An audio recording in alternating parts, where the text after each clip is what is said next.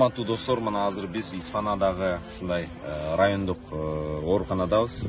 Бул жака келип туткунга алынган, жабыркаган, ок тийген биздин мекендештерди зыярат кылып, ушул досторубуздун атынан чогулткан каражаттарыбызды аманат тапшырып коелу дедик. Ар бир ушул жабыркаган, анан туткунга алынгандарга биз 5000 сомдон берип чыгабыз иншалла. Кудай таалам береке берсин. Иншалла сиздер да дуа кылып туруңуздар.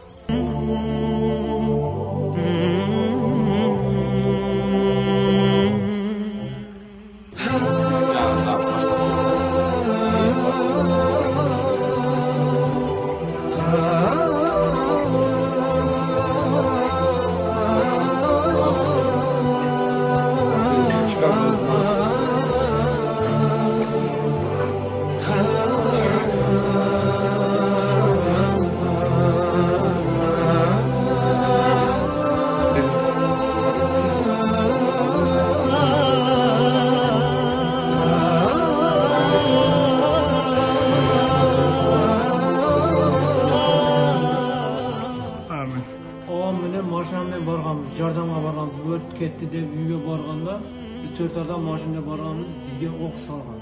Odan çaçak işlemleri. Şu oydan oturduk, 3 gün 4 gün şu boydan oturduk, çirdi. Elimde şu yerde kaldım da var ama uyga barmayım. Şu Kırgızistan devletimizde tinchlik amonlik olsun. Şu Kırgızistan elimizde tinchlik olsun. Ben sizlere o'xshagan yigitlar davlatimizda ko'paysin. Shu sizlarni ko'rib turib, hammaning imoni bundan ham baquvvat bo'lsin. Sizlarga o'xshagan elga yordam qiladigan imoni baquvvat yana ko'p bo'lsin. Alloh amin.